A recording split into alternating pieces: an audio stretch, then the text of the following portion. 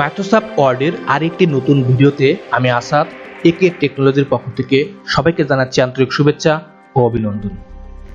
আজকের এই ভিডিওতে আমি আপনাদের দেখাবো একটা ডকুমেন্টে কিভাবে টেবিল ইনসার্ট করা যায়।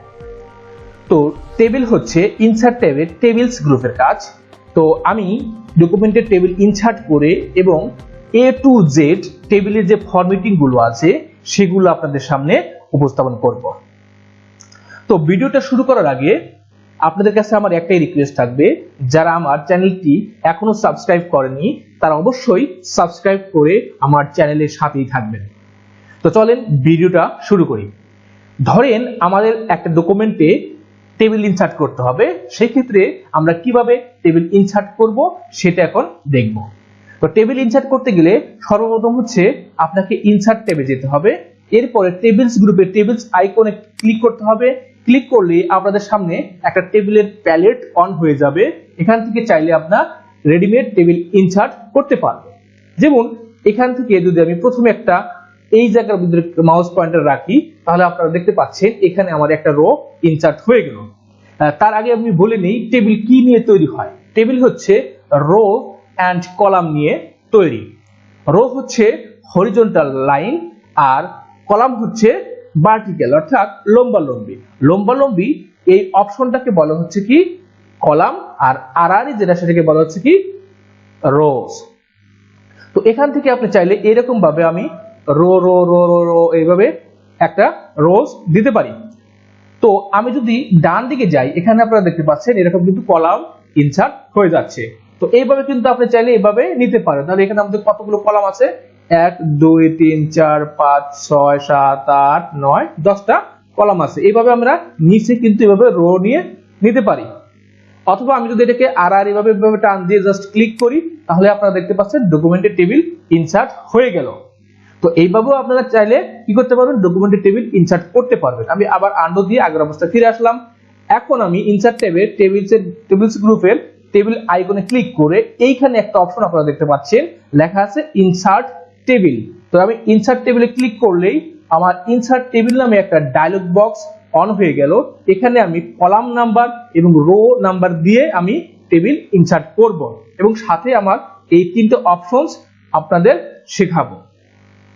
তো প্রথমে হচ্ছে লেখা আছে কি নাম্বার অফ কলামস। ধরেন আমরা একটা ডকুমেন্টে আমরা একটা কতগুলো কলামস ইনসার্ট করব, একটা টেবিলে কতগুলো কলাম ইনসার্ট করব। ধরেন আমরা 5টা কলাম ইনসার্ট করব এবং রোজ সংখ্যা হচ্ছে ধরেন আমরা নিব হচ্ছে 6। এবং এইখানে দেখেন অটো ফিট। তো এখানে লেখা আছে কি ফিক্সড কলাম ওয়েট। তো এখানে আমাদের ফিক্স থাকবে, জাস্ট ওখানে ক্লিক করবেন। আপনারা দেখতে পাচ্ছেন এখানে কিন্তু একটা টেবিল ইনসার্ট হয়ে গেল। এখন আমি চাইলে এই টেবিলের ভিতরে আমি কিন্তু লিখতে পারি।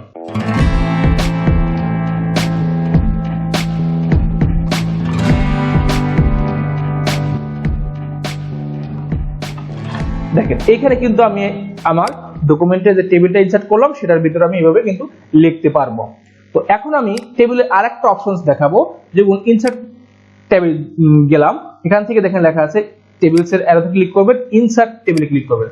তো এইখানে আপনারা দেখতে পাচ্ছেন সেম ভাবে আমার ইনসার্ট টেবিলের ডায়লগ বক্সটা অন হয়ে গেল। এখানে আমি সেম এটাই নিব, আমি 5টা কলাম নেব, 6টা রোজ নেব। এইখানে দেখেন লেখা আছে কি অটো ফিট টু কন্টেন্টস, অর্থাৎ এটা নিলে কি হবে, ওকে দিলাম। দেখেন অর্থাৎ লেখা অনুযায়ী আপনার টেবিলের হাইট এবং ওয়েট চলে আসবে।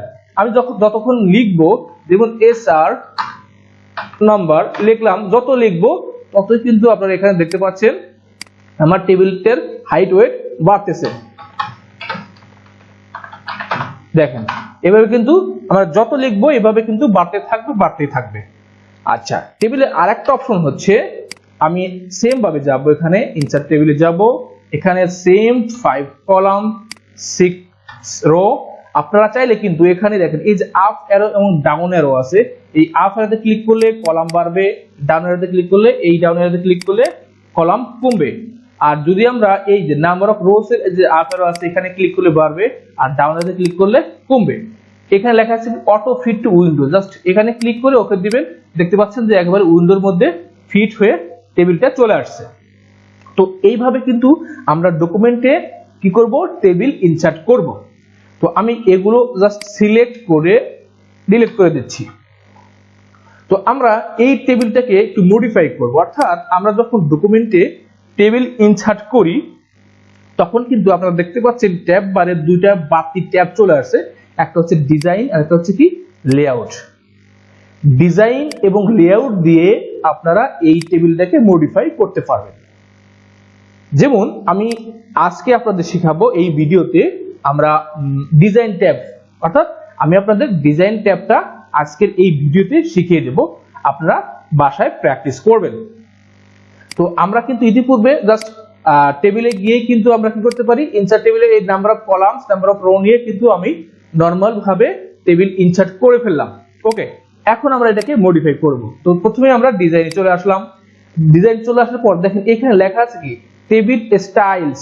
এখন যদি আমাদের কোনো স্টাইলের প্রয়োজন পড়ে তাহলে আমরা জাস্ট এই অ্যারোতে ক্লিক করে, এটার নাম হচ্ছে মোরে ক্লিক করে আমরা এখান থেকে দেখেন সুন্দর সুন্দর কিন্তু ডিজাইন কিন্তু দিতে পারতেছি। ধরেন আমরা এই স্টাইলটা দিয়ে দিব, জাস্ট ক্লিক করলাম, আপনারা দেখতে পাচ্ছেন এখানে আমাদের একটা টেবিলের ডিজাইন চলে আসছে। অর্থাৎ এগুলো কিন্তু রেডিমেড ডিজাইন, এখানে আপনারা চাইলে ইনসার্ট করে দিতে পারবেন। তো এখন যদি আমি এটাকে বাদ দিতে চাই, একেবারে সেম আগের অবস্থায় আসতে চাই, তাহলে সেম মোরে ক্লিক করতে হবে এবং এখানে দেখেন লেখা আছে কি প্লেন টেবিলস, এখানে ক্লিক করলেই আপনারা দেখতে পাচ্ছেন আগের অবস্থায় চলে আসলো। তো এরপর হচ্ছে কি শেডিং। শেডিং হচ্ছে পুরা রো যেটা আছে, একটা বক্স যে আছে, বক্সটাকে বলে হচ্ছে কি সেল। এই এক একটা বক্সকে কি বলে, সেল। ধরেন আমি সিরিয়াল নাম্বারের সেলটাকে কালার করতে চাচ্ছি, তাহলে শেডিং এ ক্লিক করে আমরা এখান থেকে সিরিয়াল নেমের এটা কালার করতে চাচ্ছি, করে দিলাম। তো এখন যদি ধরেন যে আপনি যতটুকু দরকার ততটুকু সিলেক্ট করে তারপরে শেডিং এ গিয়ে আমরা এখান থেকে কালারটা নির্ধারণ করতে পারি। এইভাবে কিন্তু আমি চাইলে কাস্টমাইজ কালার ইউজ করতে পারি। আর এই শেডিংটা কিন্তু আমরা হোম ট্যাবে এই প্যারাগ্রাফ গ্রুপের এখান থেকে কিন্তু শিখে আসছি। তো এটা নিয়ে আর বেশি কিছু আমি বললাম না আপনাদের। তো আমরা এটা আবার জাস্ট শুধু সিলেক্ট করে আমরা যদি চাই যে উঠিয়ে দিব কালারটা, তাহলে আমরা শেডিং এ গিয়ে নো কালার করলেই কিন্তু আপনারা দেখতে পাচ্ছেন এখানে আর কোনো কালার নেই। আমি এখান থেকে জাস্ট ক্লিক করলাম, এখন কিন্তু আপনারা দেখতে পাচ্ছেন পুরো কালার এখানে নেই। ওকে, এরপরে হচ্ছে কি বর্ডার স্টাইল। অর্থাৎ আমাদের এই যে, আমি এবার একটু জুম করে নিচ্ছি আপনাদের দেখানোর সুবিধার্থে। তো দেখেন এইখানে যে বর্ডারটা আছে এখানে কিন্তু কোনো স্টাইল নেই, একেবারে নরমাল একটা বর্ডার। তো এখন যদি আমি এখানে জাস্ট একটা বর্ডারের স্টাইল দিতে চাই, দেখেন এখানে বর্ডারের স্টাইল আছে, এখানে ক্লিক করবেন, এখানে দেখেন আপনি মোটা ভাবে দিতে পারবেন এবং এখানে দেখেন ডাবল আছে, এখানে একটা সিঙ্গেল আছে। জাস্ট আপনি এখান থেকে যেটা দরকার, জাস্ট আমি ডাবল লাইন ইউজ করবো। জাস্ট এখানে একটা ক্লিক করবেন, ক্লিক করলে আপনার এখানে একটা অপশন অন হয়ে গেল। এখানে কি লেখা আছে বর্ডার পেইন্টার, মানে এখানে যে একটা পেইন্টার অন হয়ে গেল, এটা মানে হচ্ছে আপনি চাইলে ড্র্যাগ করে যে কোনো কি বর্ডার যে কোনো জায়গায় ইউজ করতে পারেন। এটা হচ্ছে আপনার কি সিঙ্গেল ভাবে করার জন্য একটা একটা ভাবে এভাবে আমরা কিন্তু দিতে পারি ড্র্যাগ করে। তো এটা যদি আমি পুরো টেবিলটাকে দিতে চাই তাহলে আমাদের এটার প্রয়োজন হবে না। জাস্ট আমি এটাকে রেখে এসে আমরা এইখানে একটা আইকন আপনারা দেখতে পাচ্ছেন, এটা হচ্ছে টেবিলটাকে ওয়াল সিলেক্ট করার কাজে ব্যবহার করা হয়। তো আমরা জাস্ট এখানে ক্লিক করব, ক্লিক করলে আপনারা দেখতে পাচ্ছেন আমার পুরো টেবিলটা কিন্তু সিলেক্টেড হয়ে গেল। তো এখন যদি আপনারা এখানে এই বর্ডারটা যদি প্রত্যেকটা বর্ডারে দিতে চান, তাহলে আমরা এই যে বর্ডারটা আপনারা দেখতে পাচ্ছেন এই বর্ডারসটা আপনি ক্লিক করবেন। এই বর্ডারসটা কিন্তু আমরা হোম ট্যাবে প্যারাগ্রাফ গ্রুপের এখানে শিখে আসছি। আমার ডিজাইন ট্যাবে আমরা এই বর্ডারে ক্লিক করে এখান থেকে আমি ওয়াল বর্ডারে ক্লিক করি, সুন্দর দেখেন আপনার বর্ডারটা কিন্তু ডাবল ভাবে চলে আসছে। তো এটা হচ্ছে আপনার বর্ডার স্টাইল থেকে যে কোনো একটা স্টাইল সিলেক্ট করে এখান থেকে বর্ডার সিলেক্ট করে দিয়ে দিবেন, তাহলে দেখবেন যে পুরো টেবিলের মধ্যে এই রকম বর্ডার দিয়ে টেবিলটা চলে আসবে। তো আমি যদি এটাকে আগের অবস্থায় আনতে চাই, দুই ভাবে করতে পারবেন, ক্লিয়ার করে করতে পারবেন, অথবা আমরা যদি এখান থেকে ক্লিক করে এই প্লেন টেবিলে ক্লিক করি তাহলে দেখবেন যে এটা একেবারে আগের অবস্থায় চলে আসবে। বাট এখানে কিন্তু বর্ডারের যে স্টাইলটা আছে এই স্টাইলটা কিন্তু সেই ডাবল স্টাইলটাই রইল। তো এই স্টাইলটাকে যদি আমি জাস্ট আন্ডু দিয়ে আবার আগের অবস্থায় ফিরে এসে আমি যদি এই আইকনে ক্লিক করি, পুরো টেবিল সিলেক্ট হলো, আমি বর্ডার স্টাইলে ক্লিক করে আমি নরমাল যেটা দেওয়া আছে সেটা দিলাম, দেওয়ার পর আমি বর্ডারে ক্লিক করে আমি যদি এখান থেকে ওয়াল বর্ডার দেই তাহলে আপনারা দেখতে পাচ্ছেন কি সেম ভাবে নরমাল চলে আসলো। আচ্ছা, এরপরে হচ্ছে কি পেন কালার। পেন কালার মানে হচ্ছে এই যে আমাদের যে বর্ডারটা আছে টেবিলের, এই টেবিলের বর্ডারটাকে কালার করা। যেমন আমি যদি এখান থেকে শেডিং ইউজ করি তাহলে আপনারা দেখতে পাচ্ছেন যে ফিল হচ্ছে, অর্থাৎ ভিতরে অর্থাৎ সেলটার কালার হচ্ছে, কিন্তু সেলের যে বর্ডারটা আছে সেটা কিন্তু কালার এখানে কিন্তু হলো না। তো এই বর্ডারটাকে কালার করার জন্য আমাকে কি করতে হবে, পেইন্ট কালারটা দিতে হবে। ধরেন আমরা এখান থেকে একটা পেইন্ট কালার সিলেক্ট করলাম, এখান থেকে কালারটা সিলেক্ট করলাম।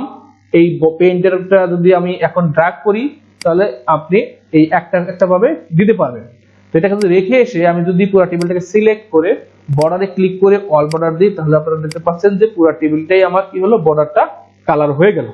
তো এখন এটাকে আমি যদি আগের অবস্থায় আনতে চাই তাহলে আমরা এখানে ক্লিক করে এই অটোমেটিক দিয়ে অল বর্ডার দেব এবং অটোমেটিক পুরো টেবিলটাকে সিলেক্ট করে বর্ডার অল বর্ডার, তাহলে আপনারা দেখতে পাচ্ছেন যে এখানে আমার সেম আগের অবস্থায় চলে আসলো। আচ্ছা, এরপরে হচ্ছে এইখানে একটা আপনারা দেখতে পাচ্ছেন পিটি, অর্থাৎ এখানে আপনি চাইলে এই যে আমাদের যে বর্ডারটা আছে, বর্ডার কত মোটা কত চিকন এখানে থেকে দিতে পারেন। ধরুন আমি 6 পিটি দিব, আর এখানে আছে বর্ডার বা লাইন স্টাইল, অর্থাৎ লাইনের স্টাইলটা কিরকম হবে এখানে ক্লিক করবেন। দেখেন আপনারা এখান থেকে আমি একটা স্টাইল চয়েস করে দিচ্ছি, ধরেন এটা ইউজ করব, করে সেম ভাবে এটা দেখে এসে আমি এখানে ক্লিক করে বর্ডার অল বর্ডার, একেবারে সুন্দর একটা টেবিল কিন্তু ইনসার্ট হয়ে গেছে। সেই টেবিলের মধ্যে আবার এই বর্ডার গুলো স্টাইল দেখেন কত সুন্দরভাবে চলে আসছে।